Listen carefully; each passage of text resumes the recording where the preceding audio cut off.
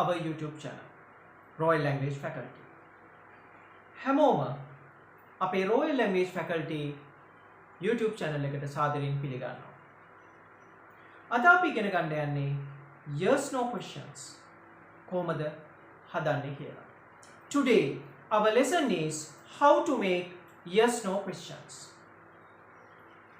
ළමයි මෙතනදී ගොඩාක් ළමයි මට කියපු දෙයක් තමයි සර් අපිට ටෙන්සර්ස් ඉගෙන ගන්නේ නැතුව කොහොමද කෙටි ක්‍රමයකින් yes no questions හදන්නේ කියලා. අපි අද ඉගෙන ගන්නවා ටෙන්සර්ස් දැනුමක් නැතුව කොහොමද yes no questions හදන්නේ කියලා. අපි සරල වාක්‍ය හතරක් අරගෙන ඒ වාක්‍ය හතර කොහොමද yes no questions බවට පරිවර්තනය කරන්නේ කියලා බලමු.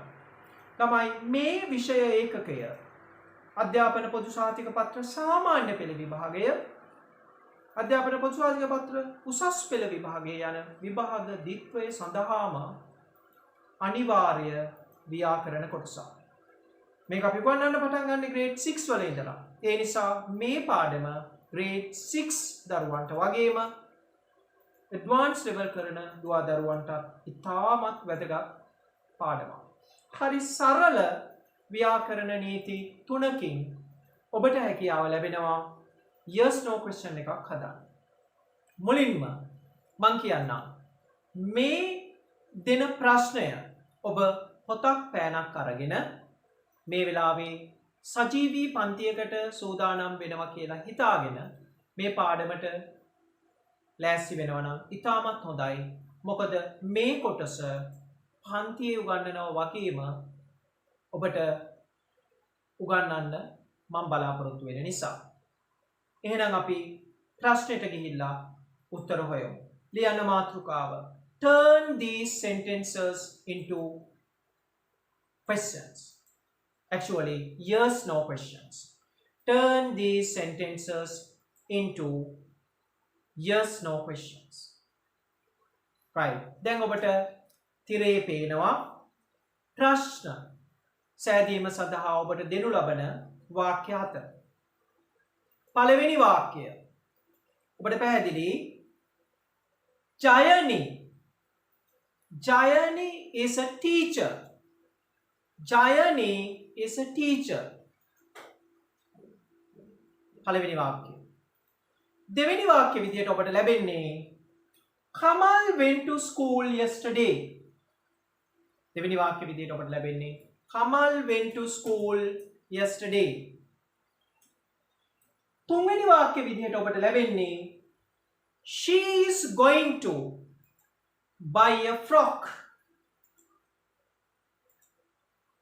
හතරවෙනි වාක්‍ය විදියට ඔබට ලැබෙන්නේ He goes to school every day.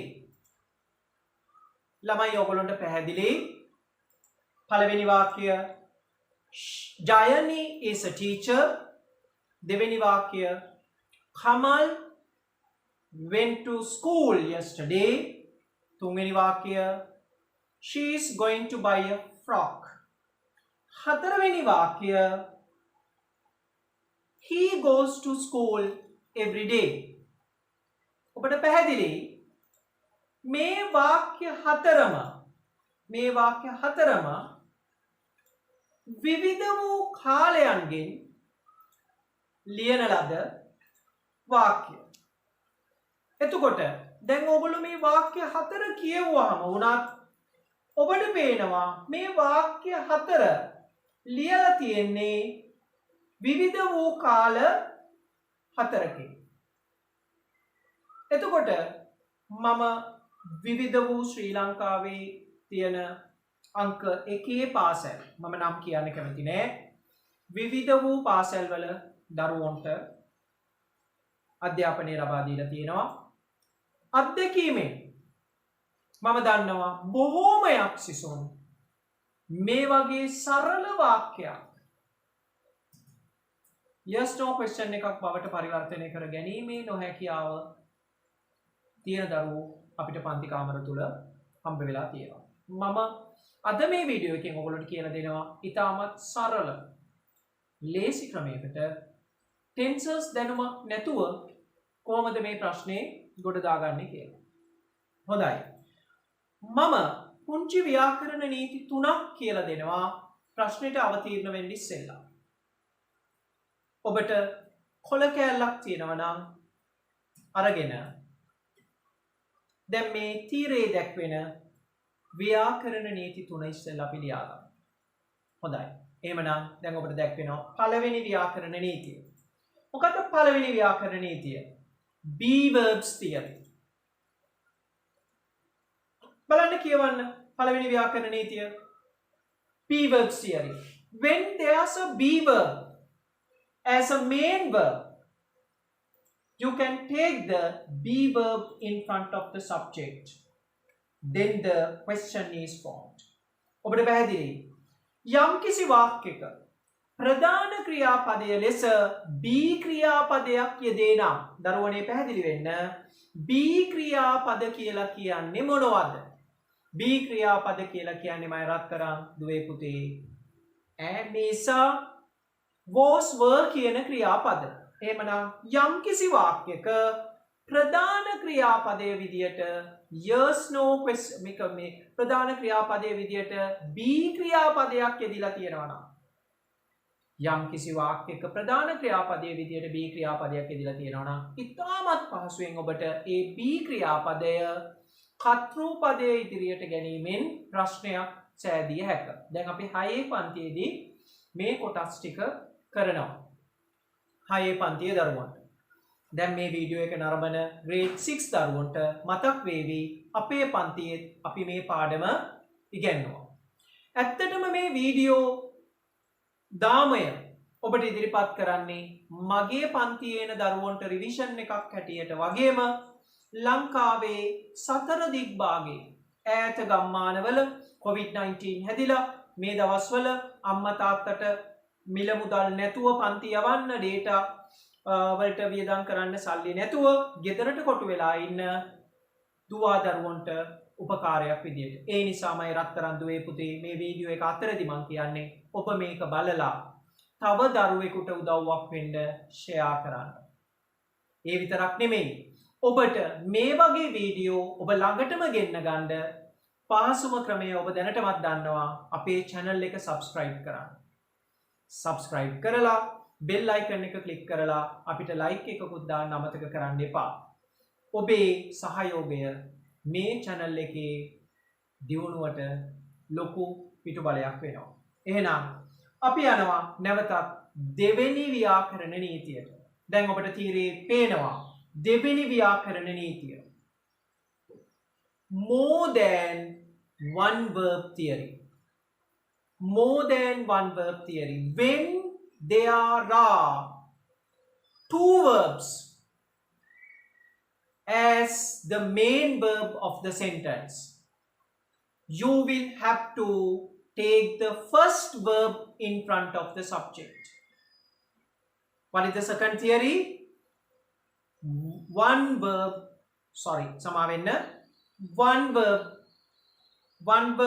ඒ කියන්නේ යම්කිසි වාක්‍යයක එක ක්‍රියාපදයකට වඩා වැඩි ක්‍රියාපද සංඛ්‍යාවක් ප්‍රධාන ක්‍රියාපදයේ විදිහට තියෙනවා නම් that means more than one verb theory.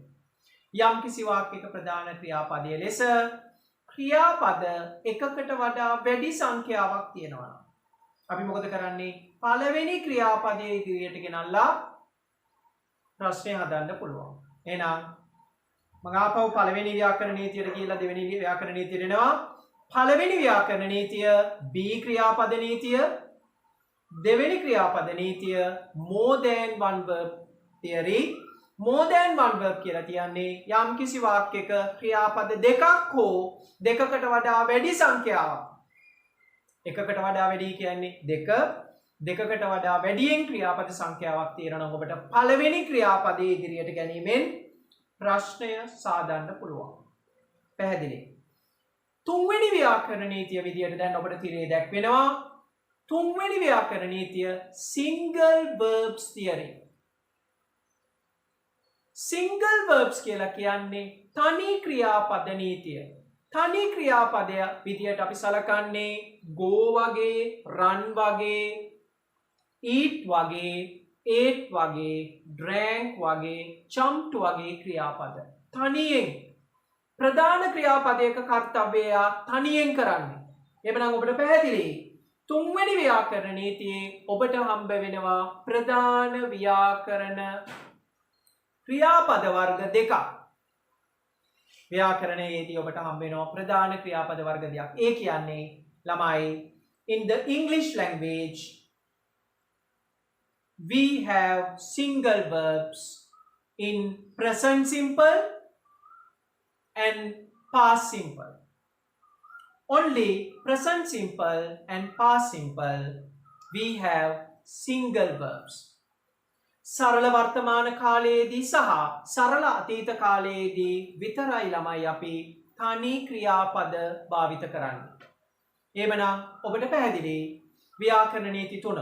First one be verbs theory, second one more than one verb theory, third one single verb theory. එහෙනම් ඔන්න අපි ව්‍යාකරණ නීති තුනක් මම කියලා දුන්නා ලේසි ක්‍රම තුනක්. හරි සරලයි. B ක්‍රියාපද නීතිය, එක ක්‍රියාපදයකට වඩා වැඩි ක්‍රියාපද සංඛ්‍යාවක් තිබෙන නීතිය, තනි ක්‍රියාපද නීතිය. අපි යමු පළවෙනි වාක්‍යයට. මොකක්ද ළමයි පළවෙනි වාක්‍ය ඔබ ලියාගත්තේ? මොකක්ද පළවෙනි වාක්‍යය? දැන් ඔබ කියවන්න. පළවෙනි වාක්‍ය විදියට අපි ලියාගත්තේ දැන් ඔබට තිරේ දැක්වෙනවා Jayani is a teacher. දැන් ඔබට තිරේ දැක්වෙනවා Jayani is a teacher. ඔන්න දැන් අපි පළවෙනි වාක්‍ය විදියට බලමු. දැන් අපි ව්‍යාකරණ නීති තුනක් ඉගෙන ගත්තා. දැන් ඔබ පළවෙනිම කරන්න ඕනේ මේ වාක්‍ය yes no question එකක් හදන්න නම් ප්‍රධාන ක්‍රියාපදය highlight කරගන්න ඕනේ. හරි. එහෙමනම් ළමයි හැමෝම පෙන්සලක් පෑනක් අරගෙන Jayani is a teacher කියන වාක්‍යයේ ප්‍රධාන ක්‍රියාපදය highlight කරන්නකෝ. හොඳයි. එහෙනම් හැමෝම highlight කරන්න.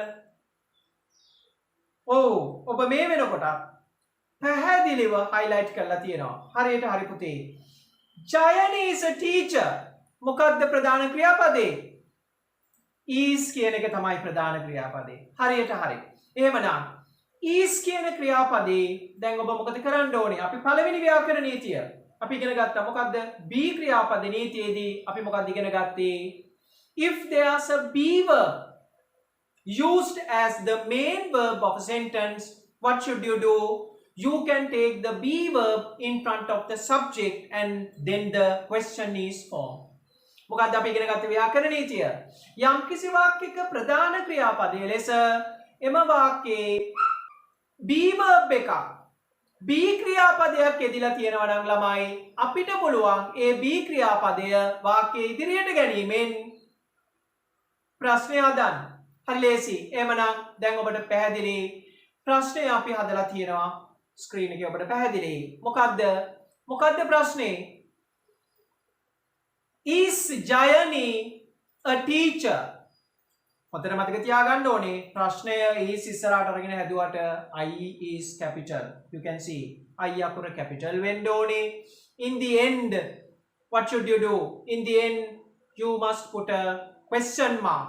ඔබ question mark එකක් දාලා තියෙන්න ඕනේ. එහෙමනම් ඔන්න අපි පළවෙනි වාක්‍යය ප්‍රශ්නයක් විදියට හදලා ඉවරයි.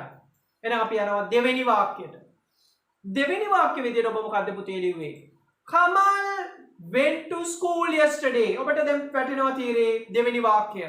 Kamal went to school yesterday.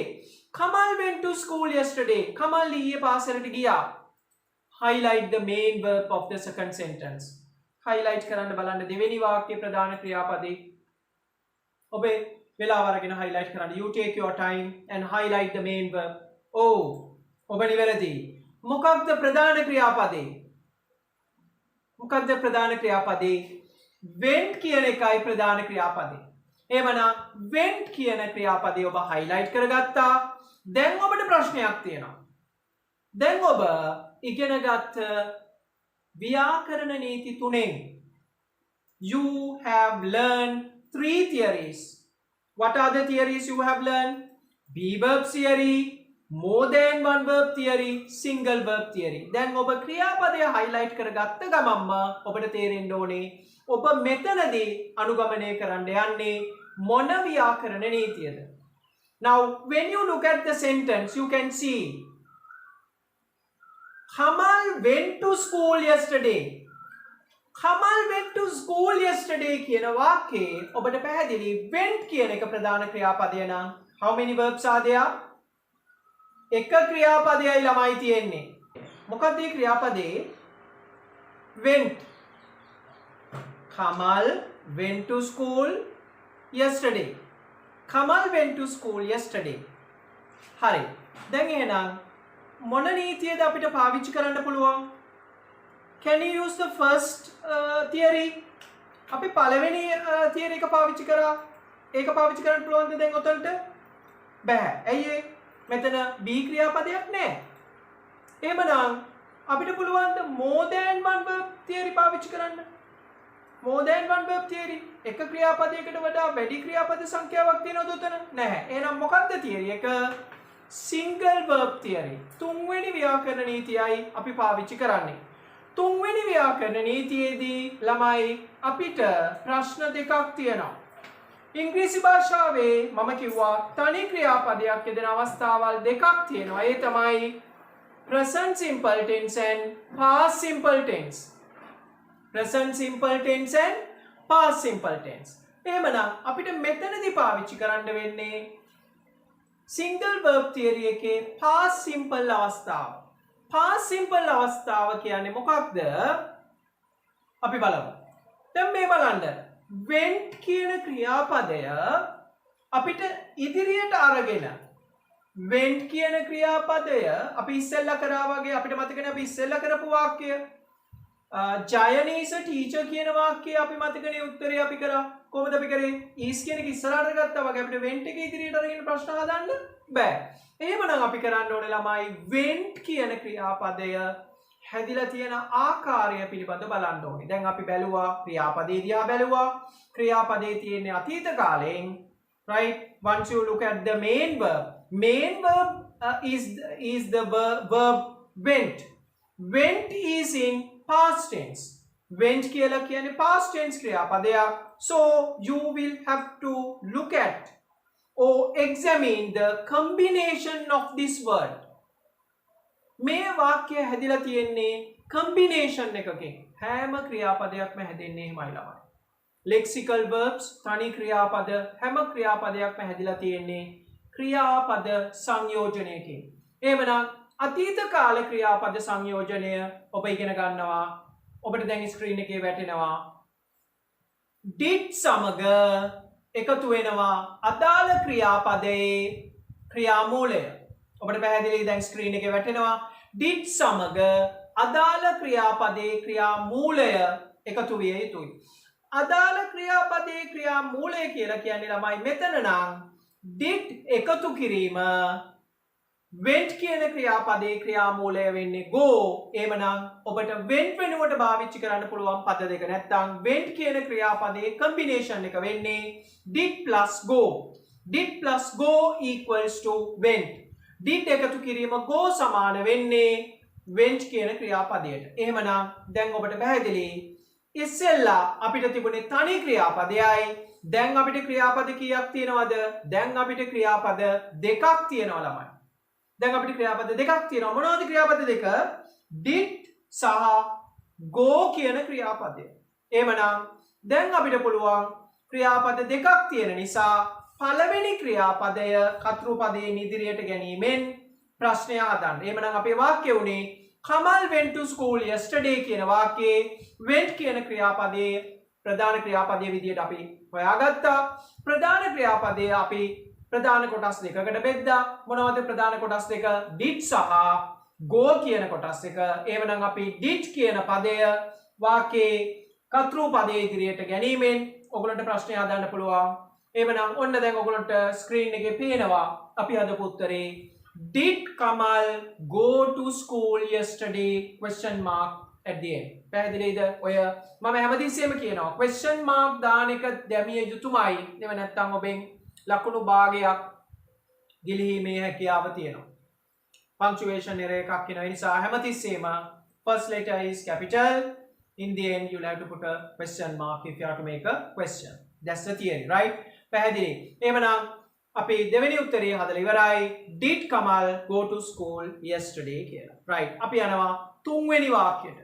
ළමයි බලන්න තුන්වෙනි වාක්‍යය අපි මොකක්ද ලියුවේ තුන්වෙනි වාක්‍ය විදියට? ඔව්. දැන් අපිට තිරේ දැක්වෙනවා තුන්වෙනි වාක්‍යය. She is going to buy a frock. මොකක්ද මේ වාක්‍ය ප්‍රධාන ක්‍රියාපදය? බලන්න කියවන්න. She is going to buy a frock. එහෙනම් මේ වාක්‍ය ප්‍රධාන ක්‍රියාපදය වෙන්නේ මයි පුතේ going to කියන ෆෝම් එක. going to. සමාවෙන්න. She is going to buy a frock කියන වාක්‍ය ප්‍රධාන ක්‍රියාපදය වෙන්නේ is going. is going ප්‍රධාන ක්‍රියාපදය වෙන්නේ. එහෙමනම් is going කියන පද දෙක ඔබට පේනවා ප්‍රධාන ක්‍රියාපදයේ විදියට යෙදෙනවා නම් අපිට පාවිච්චි කරන්න පුළුවන් වෙන ව්‍යාකරණ නීතිය වෙන්නේ දෙවෙනි නීතිය. මොකක්ද දෙවෙනි නීතිය? more than one verb theory. එක ක්‍රියාපදයකට වඩා ක්‍රියාපද වැඩි සංඛ්‍යාවක් තියෙනවා නම් අපිට ලේසි ප්‍රශ්නයක් හදන්න මොකද අපි කරන්නේ? පළවෙනි ක්‍රියාපදය ඉදිරියට අරගෙන අපි ප්‍රශ්නය හදනවා. එහෙමනම් she is going to buy a frock කියන වාක්‍යයේ ප්‍රශ්නය හදන්නේ අපි කොහමද? Is she going to buy a frock? Question mark. So this is how you make a yes no questions, right? This is how you make a yes no question easy, right? Okay, we made the third question also. What is the third answer? Is she going to buy a frock? Question mark, right? Okay. Now we are moving on to the fourth sentence. What was the fourth sentence? He goes to school yesterday. He goes to school.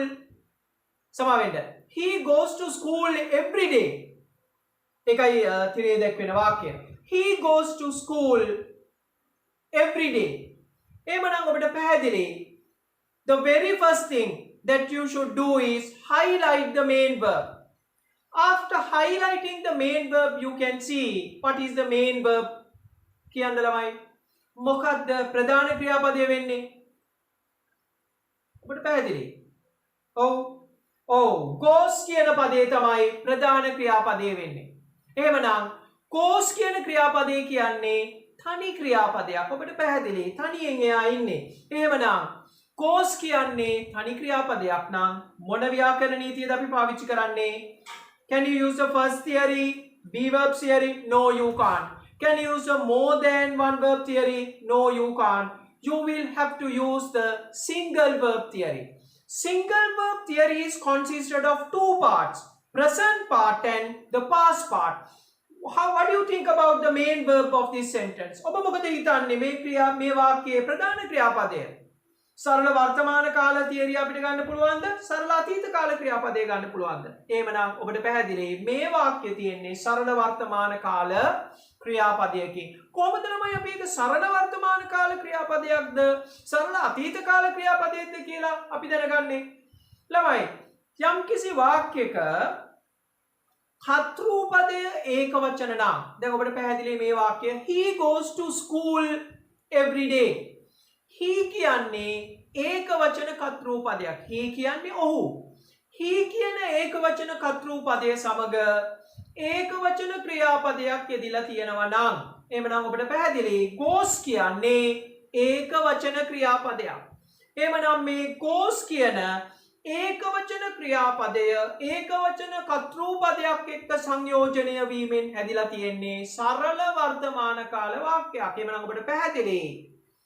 Now this is a nice combination, subject verb combination. When the subject is a singular subject, it takes a singular verb. In simple present tense, singular verbs are S verbs. At the end of the verb, sometimes you will have to add S, sometimes you will have to add ES, sometimes you will have to add IES. That depends on the verb that you are to take. But in this case, you will have to add ES. It's clear. හොඳයි ළමයි. දැන් මෙතන එතකොට පැහැදිලි goes ක්‍රියාපදය es verb එකක්.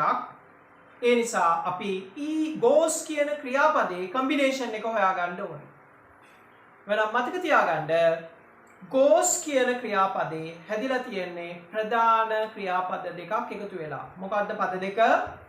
does සහ goes කියන ක්‍රියාපදේ ක්‍රියාමූලය වෙන go ක්‍රියාපද දෙක එකතු වෙලා. does එකතු කිරීම go සමානයි goes. does plus go equals to goes. පැහැදිලි. එහෙමනම් දැන් ඔබට පැහැදිලි ඉස්සෙල්ලා අපිට තිබුණේ තනි ක්‍රියාපදයක් goes කියලා. දැන් අපිට ලැබිලා තියෙනවා ක්‍රියාපද දෙකක් does go කියලා.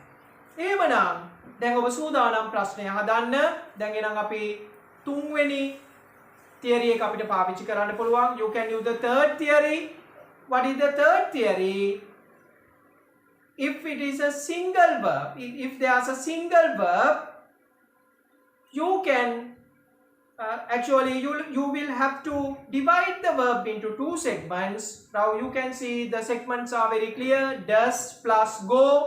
So take the first verb in the combination. Take the first verb in front of the subject and then the question is formed. දැන් ඔබට පැහැදිලි combination එකක් විදියට තමයි අපිට goes කියන ක්‍රියාපදේ හම්බ වෙන්නේ. මේ goes කියන ක්‍රියාපදයේ තියෙන සංයෝජනය තමයි does go කියලා කියන්නේ. මේ does go කියන combination එකෙන් අපි මොකද කරන්නේ? does කියන පදේ කතෘ පදේ ඉදිරියට ගේනවා. එහෙමනම් අපි ලියමින් හිටිය වාක්‍යය මොකක්ද? He goes to school every day. එහෙමනම් අපි ඔන්න ප්‍රශ්නය හදනවා. Does he go to school every day? Does he go to school every day? ඔබට දැන් තීරණය දක්වනවා උත්තරේ. එහෙමනම් අපි අද වීඩියෝ එකෙන් කතා කරන්න යෙදුන yes no questions කියන මාතෘකාවේ සරල අවස්ථාවන් 4ක් අපි ඉතාමත් සාර්ථකව අවසන් කළයි කියලා මම හිතනවා. මම නැවතත් සංක්ෂිප්ත වශයෙන් කතා කරොත් ඔබට විභාගෙදී yes no questions හදන්න ආවොතින් පළවෙනියටම කරන්න ඕනේ the very first thing that you should do is highlight the main verbs. After highlighting the main verb, according to the theories, how many theories we learned today, Lamai? How many theories? We learned 3 theories. What was the first theory? Be verbs theory. What was the second theory? More than one verb theory. What was the third theory? Single verb theory. According to the theories I taught you, you can approach the question. ඔබට ප්‍රශ්නය කරා ළඟා වෙන්න පුළුවන් මේ theory තුනට අනුව. එහෙමනම් ඔබට කරන්න තියෙන්නේ විභාගයකදී ඔබට ලැබෙන වාක්‍ය හොඳින් කියවලා ඒ වාක්‍යයේ ප්‍රධාන ක්‍රියාපදය අවබෝධ කරගන්න. ප්‍රධාන ක්‍රියාපදය අවබෝධ කරගෙන දැන් අපි ඉගෙන ගත්ත ප්‍රධාන ව්‍යාකරණ නීති තුනට අනුගතව ප්‍රශ්නය ගොඩනැගීමයි ඔබ කළ යුතු වෙන්නේ. හොඳයි. එහෙමනම් ළමයි මම විශ්වාස කරනවා ඔබට yes no questions පිළිබඳ යම් මට්ටමක දැනුමක් ලැබුණයි කියලා. ඔබ ආපහු මම මතක් කරනවා ඔබට මේ වීඩියෝ එක ඵලදායී වුණා නම් වැඩදායී වුණා නම් කරුණාකරලා තවත් ඔබ වැනි දරුවෙකුට මෙය පරිශීලනය කිරීම සඳහා ෂෙයා කරන්න. ෂෙයා කරලා ඔබට අපේ ඊළඟ වීඩියෝව එහෙම නැත්නම් අපේ වීඩියෝ දාමයම ඔබ ළඟට ගෙන්වා ගැනීමට අපේ channel එක subscribe කරන්න.